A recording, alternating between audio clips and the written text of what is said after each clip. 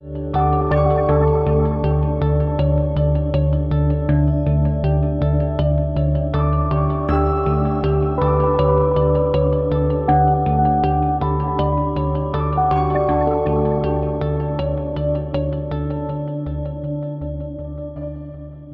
tal? ¿Qué tal? ¿Cómo están? Bienvenidos de nuevo a este espacio en donde hablaremos de humanidades, y esto va a incluir literatura algunas veces, otras veces tal vez artes plásticas, probablemente cine y también danza. Y el día de hoy, pues ese es el tema al que me voy a enfocar.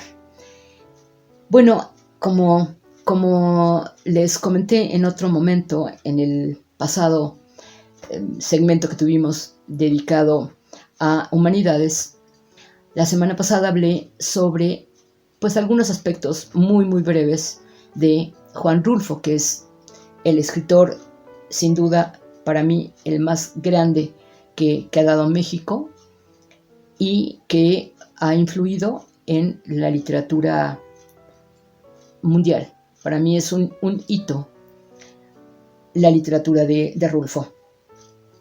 Bueno, el día de hoy yo quisiera platicar con ustedes y reflexionar un poco sobre la obra y el trabajo de un bailarín que me encanta una definición que existe de él, que dice: el más grande bailarín masculino de todos los tiempos.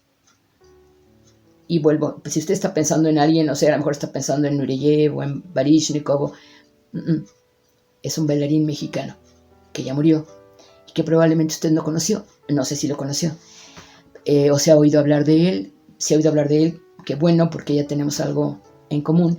Si no lo había escuchado, también qué bueno, porque me dará mucho gusto que gracias a este pequeño espacio usted pueda acercarse a este extraordinario bailarín mexicano.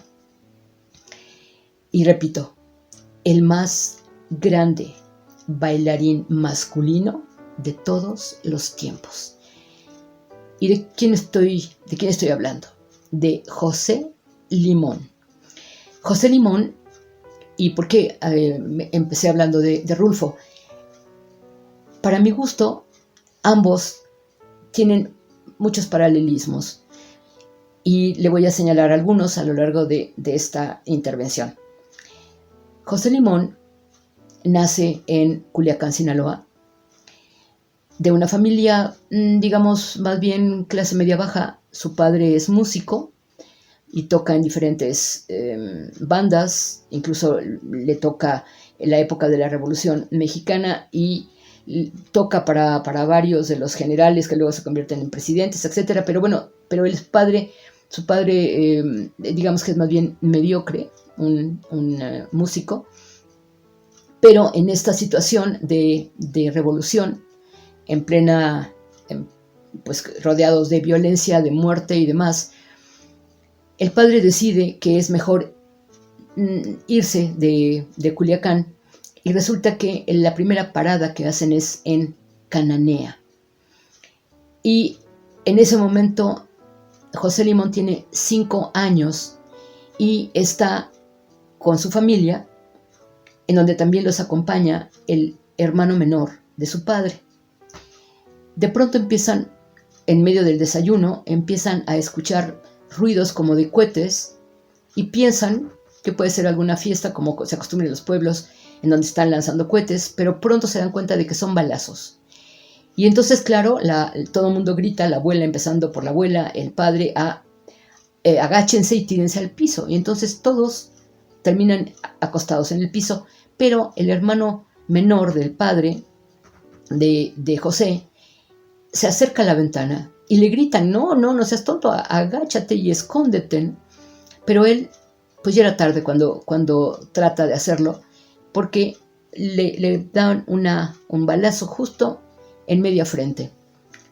Obviamente cae de inmediato, aunque no cae muerto, pero sí, obviamente, la sangre empieza a fluir, se forma un charco tremendo y dice José que en un pequeño, una pequeña pausa que hacen este enfrentamiento que hay fuera, llega la Cruz Roja, se lleva al tío al hospital y el tío muere en el hospital.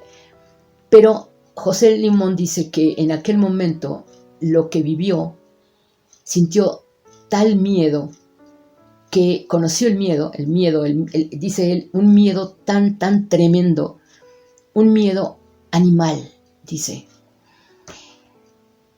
como un miedo primitivo, animal. Bien, este momento se le queda a él muy grabado, y aquí volvemos y voy a estar un poco yendo y viniendo con Rulfo. Rulfo ve también a morir a gente. Bien, el padre se da cuenta de que no es un lugar seguro estar tampoco ahí, y entonces decide seguir avanzando hacia el norte. Toman un tren, y en el tren el hermano pequeñito de José está enfermo, muy enfermo, va llorando y quejándose.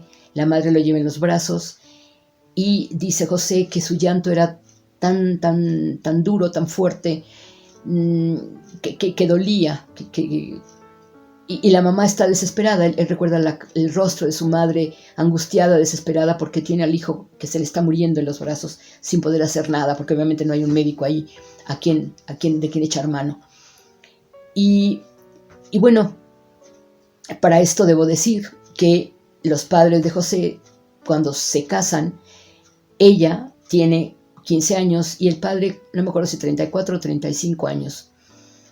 Y da a luz, el primer hijo que tienen es José, pero después de José vienen otros 14 con José, sí, 13 hijos más que da a luz esta mujer. Solamente sobreviven 6 de los 14. Bueno, decía yo que iban en el tren, y ahí José narra cómo su madre angustiada, sus hermanitos con miedo, el ambiente. Dice que escuchaba un acordeón triste que tocaba de forma melancólica, y recuerda ese paisaje totalmente árido, y me vuelvo a Rulfo. Recuerdo de nuevo los espacios en los que se mueve Rulfo, y llegan a un lugar en donde hacen una parada, y ahí les toca ver una ejecución, un fusilamiento. Y bueno, esto también se le queda muy grabado a José. Sigue viendo muerte, siguen avanzando, llegan hasta los Estados Unidos, y estando allá, la madre queda de nuevo embarazada. Pero en esta ocasión el embarazo le resulta terrible, se pone muy grave durante todo el embarazo, y finalmente fallece. Y en ese momento en que fallece, bueno, él durante su agonía, él está pasa toda la noche sentado en los pies de su cama, y la madre, mientras tanto, solamente ruega y por sus hijos, y él le jura que él va a cuidar de sus hijos, o sea, de los hijos de su madre, de sus hermanos.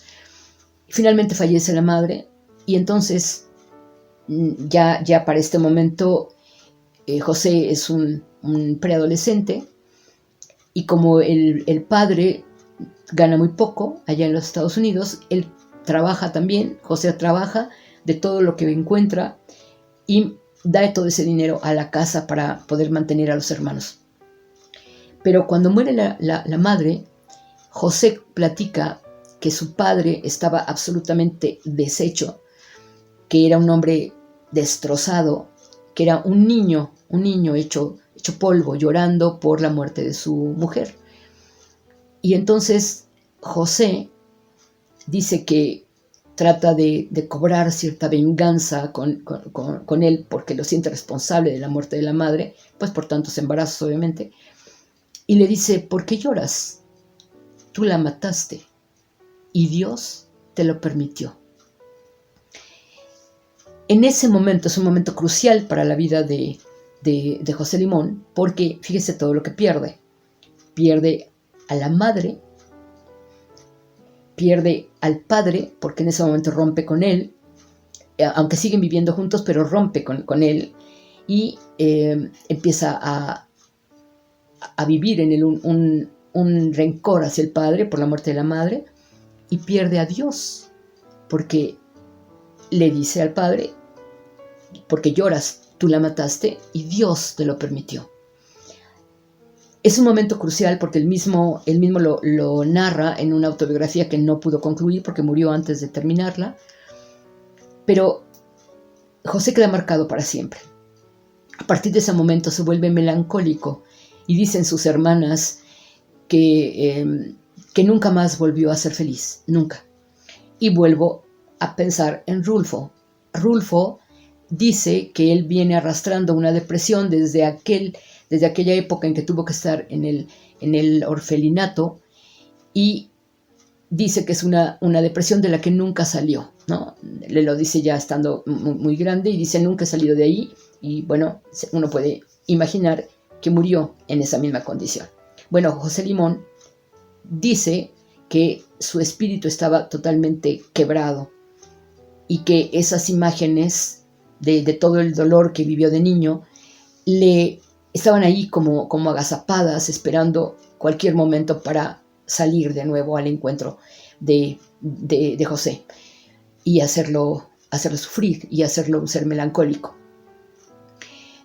Dice incluso alguno de los bailarines y coreógrafos que lo conocieron que una de sus características, y probablemente una de sus, que podía ser tanto una cualidad como un defecto, era la seriedad de toda su creación. Era una seriedad una seriedad casi mortal. Bueno, decían también que era difícil conocerlo porque era muy para adentro. Y vuelvo a Rulfo. Era alguien que no se mostraba, que era difícil conocerlo. Quienes eran bailarines de la misma compañía no logran conocerlo como persona. Él nunca hablaba de sus cosas personales. Él fue bailarín y coreógrafo, sobre todo, y digamos que fue ambas cosas, y en las dos cosas se desarrolló con la misma calidad.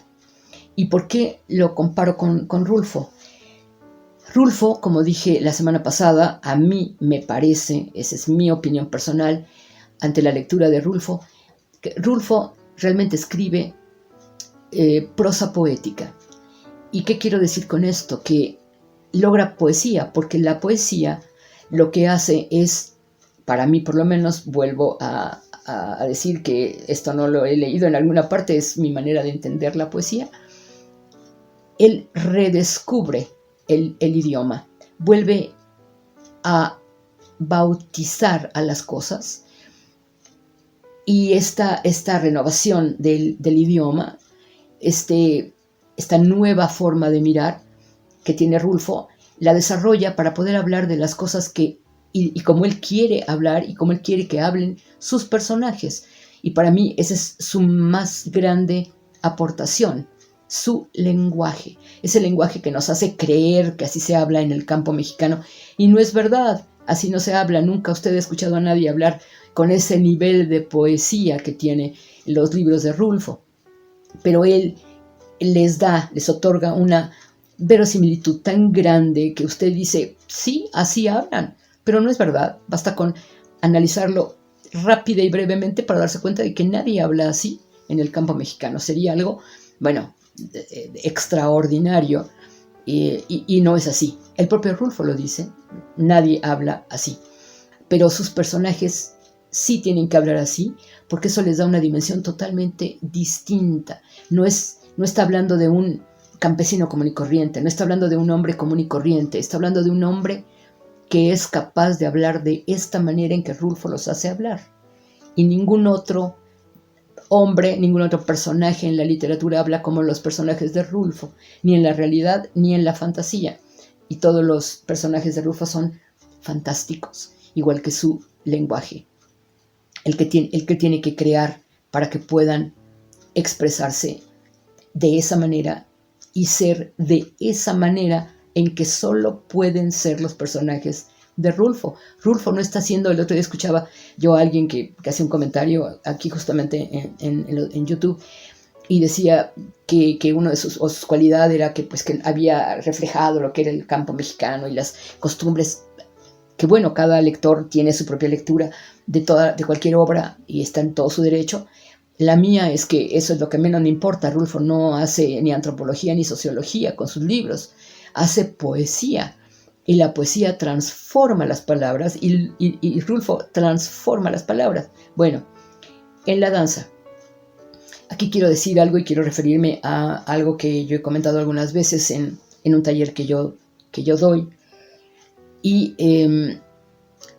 yo tuve la oportunidad de conocer, de tratar, digamos que mucho, a Juan José Arreola. Y un día, estando en la universidad, yo nunca fui a la universidad, pero Juan José me invitaba a sus clases.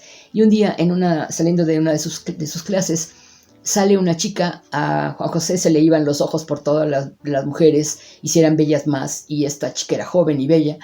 Así es que pasa junto a nosotros, venía de la misma clase en la que habíamos estado, de Juan José, y Juan José voltea, la mira mientras va caminando y me hace el siguiente comentario. Escribe muy bien. Todo lo que escriba en la vida lo va a escribir muy bien. Lástima que no tiene nada que decir. Bueno, aquí yo le pongo hago este comentario para referirme a José Limón. José Limón es alguien que podría haber sido simplemente un extraordinario bailarín, porque tenía todas las cualidades para hacerlo, y hacer lo que un coreógrafo le diga que haga, y lo iba a hacer siempre bien, muy bien, y hasta ahí. Pero José Limón tenía cosas que decir, y José Limón, bueno, voy a tratar de avanzar lo más posible, pasa la frontera, muere su madre, y finalmente se siente vacío después de haber perdido, como digo, a la madre, rompe con el padre, pierde a Dios, y está en esa edad en que, pues, ya de juventud, en donde no encuentra su lugar en el mundo. Y para no hacer el cuento largo, termina con honores la escuela, me imagino que debe haber sido la high school. Y él dice, cuando cruza la frontera, dice que se da cuenta en ese momento de que el resto de su vida él se iba a dedicar a ser traductor, fíjese qué hermoso, a ser traductor y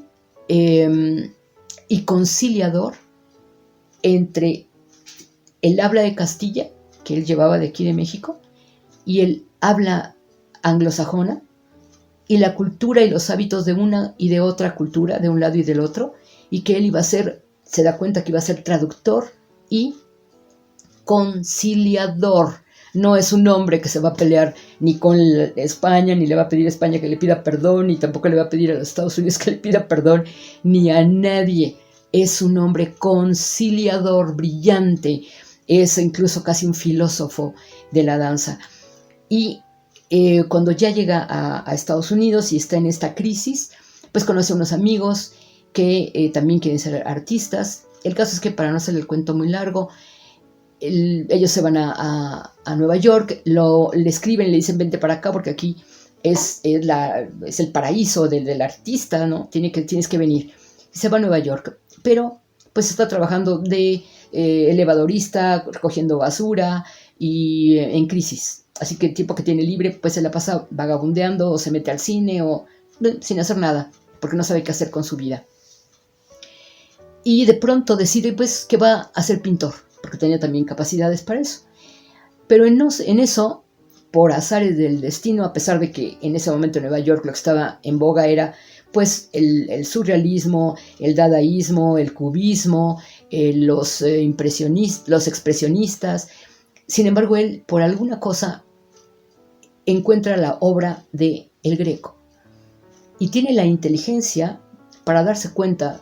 Cuando ve la obra del Greco dice: este pintor ha pintado exactamente lo que yo he soñado pintar, llevar a un lienzo. Y por lo tanto ya se queda fuera por completo el proyecto de ser pintor, porque prácticamente cualquier persona inteligente diría, bueno, si ya lo hizo alguien y muy bien, y lo hizo tan bien, que yo que estoy haciendo ahí y no tengo nada que hacer. Entonces deja abandonado el proyecto de ser pintor. Pero en eso, una chica con la que salía lo invita, porque tiene boletos, lo invita a una función de danza. Entran a un teatro, él describe que entra a un teatro que está a oscuras, que está lleno, se sienta y cuando se abre el telón, de pronto ve aparecer a un bailarín y dice José que hace algo en el escenario, un movimiento, algo, una expresión, y en ese momento José se dice: no quiero permanecer ni un minuto más sobre la tierra hasta que yo aprenda a hacer lo que acabo de ver hacer a este hombre. Y entonces, cuando que le queda clarísimo qué es lo que quiere hacer en esta vida, se los comenta a sus amigos le dicen: tienes que ir a esta academia, le dan el nombre de una academia que dirigían dos bailarines muy conocidos en aquel momento, que además tenían una compañía. Entra a la compañía y en cuestión de unos meses está ya siendo invitado a esa misma compañía a bailar ya con estos bailarines, porque ahora que usted vea la imagen de José Limón, se va a dar cuenta de que el cuerpo de José Limón, cuando usted ve a este hombre, rápidamente podría pensar, si yo no le cuento todo esto, que él solo estudió unos cuantos meses para ya estar en un escenario, que este hombre pues tiene un cuerpo trabajado por años, porque tiene un cuerpo que cualquier bailarín envidiaría. Es alto, de piernas largas, brazos también amplios, largos, además con un rostro tan poderoso, con mandíbula, con cortes muy, muy pronunciados, con pómulos, con una expresión absolutamente extraordinaria, que además ayuda muchísimo, obviamente. Pero entonces uno diría, bueno, ese cuerpo que tiene y además una fuerza, una fuerza tan grande que decían, quienes lo pudieron ver en escena, que pararse en el escenario y llenaba el escenario, bastaba con que hiciera un movimiento pequeño y su presencia llenaba todo el escenario.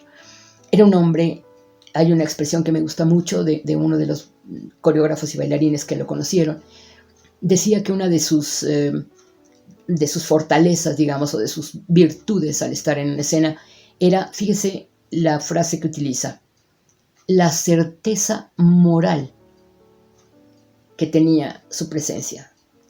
Y es que yo entiendo en esto de la presencia moral, alguien que todo lo que hace es absolutamente auténtico. Y apenas ayer hablaba yo de Giordano Bruno y de esta honestidad a toda prueba. Bueno, José Limón, este bailarín de origen mexicano y que nunca perdió la raíz mexicana, llevaba esta certeza moral que le daba, pues, incluso cierto aire de suficiencia, porque él sabía que era un gran artista, se sabía un gran artista, y él se inspiraba en las emociones. Él decía, claro, estudió ballet clásico, que eso es fundamental, y lo entendía así, pero desarrolla su propia técnica dancística para expresar lo que él quiere expresar. Y lo entiendo perfecto. Mire, yo estudié la carrera de bailarina de ballet clásico y también hice folclore profesional en ambos géneros. Pero yo en mi vida, cuando yo decidí estudiar danza, nunca me pasó por la mente que yo un día me iba a poner un tutú, ni ganas, o sea, pero para nada. O que yo algún día iba a bailar el lago de los cisnes, no. Aunque estaba estudiando ballet clásico, lo que sí me apasionaba era pensar que me iba yo a poder en algún momento, si lograba yo avanzar suficiente, porque entré muy, muy grande, como él entró muy, muy grande a estudiar, yo también entré muy grande, era montarme en unas zapatillas de punta. Y bueno, lo logré finalmente, hice las dos cosas de manera profesional. Pero él, entiendo perfectamente que la danza clásica no le era suficiente y tenía él que desarrollar su propio lenguaje, como lo que decía yo de Rulfo. Rulfo tiene que desarrollar su propio lenguaje, inventar un lenguaje para que puedan hablar sus personajes y sus personajes adquieran ese tono, ese ambiente que solo tienen los personajes de Rulfo. Igual en este caso, José Limón desarrolla su propio lenguaje de movimiento que está inspirado en las emociones. Él quiere hablar con el cuerpo de el dolor, la angustia, el sufrimiento, la alegría, el amor, la desesperanza. Desde luego va un poco más a esta parte un poco oscura o melancólica porque le va muy bien, ¿no? Le va muy bien. Cuando usted vea alguna de estas imágenes o alguna de estas coreografías de José Limón, lo invito a que lo busque en YouTube, ponga José Limón y va a encontrar muchas de sus coreografías.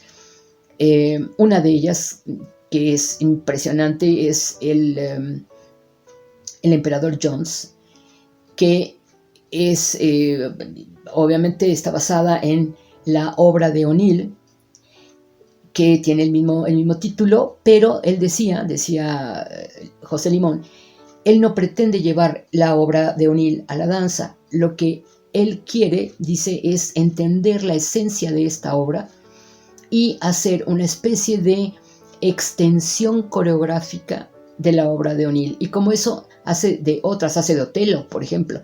Y dicen que cuando hizo Otelo, lo dice una de las bailarinas que fue parte del elenco, que cuando terminó Otelo, bueno, el público no estaba acostumbrado a este tipo de danza tan expresiva, en donde, como digo, hay un lenguaje completamente distinto, una manera diferente de moverse, una manera diferente de estar en el escenario. Dicen que cuando abrieron el telón hubo un silencio sepulcral y entonces el terror de todo artista es no les gustó. Lo primero que uno piensa, no les gustó. Y ella estaba pensando, esto es la catástrofe, no gustó. Y dice que en ese momento, cuando ella estaba pensando eso, de pronto se escucha cómo estalla verdaderamente todo el teatro en una ovación.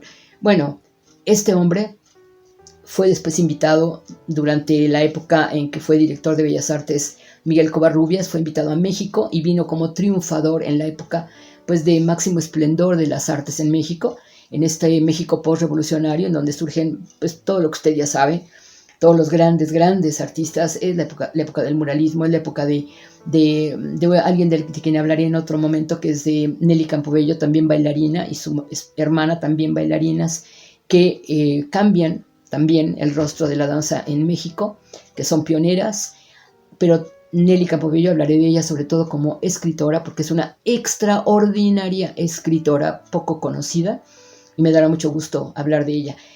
Y bueno, creo que no me va a dar tiempo de terminar con el tema de José Limón, porque hay mucho todavía que decir. Yo le invito a que usted busque en YouTube un documental que se llama, busque este documental porque es el más amplio, dura más de 1 hora, y se llama José Limón, una vida más allá de las palabras. Búsquelo, le va a fascinar, y si usted no lo conocía, pues qué bueno que lo vaya a conocer. Tiene que conocer todo lo que hizo, porque además de venir a México, los Estados Unidos en algún momento lo envía, lo nombra casi como si fuera el agregado cultural, lo envía por toda Latinoamérica, por Europa y por Asia a dar funciones, a dar a conocer lo que estaba haciendo este hombre en la danza en Estados Unidos, pero lo envían como representante de los Estados Unidos. ¿Por qué? Porque él supo combinar, enlazar de la mejor manera sus propias raíces mexicanas con lo mismo con la raíz negra de los Estados Unidos que con los nativos norteamericanos. Y él decía, América tiene mucho que aportar a Europa. Y sí, él aprende la danza clásica, pero sobre todo la aprende para tener esta base que es fundamental para cualquier bailarín, y desarrolla su propio lenguaje para poder expresar lo que quiere expresar. Es un bailarín fuera de serie, y yo espero que usted se quede enamorada de este hombre, que es, como digo, mexicano. También hizo una coreografía estupenda que se llama Tonantzin, y ahí busque, va a encontrar coreografías de él.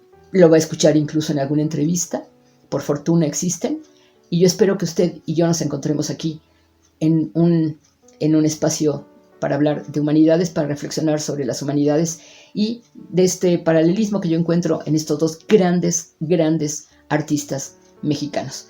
Hasta la próxima y recuerde, aquí nos vemos en Atmósferas Magazine, 6 de la tarde, viernes.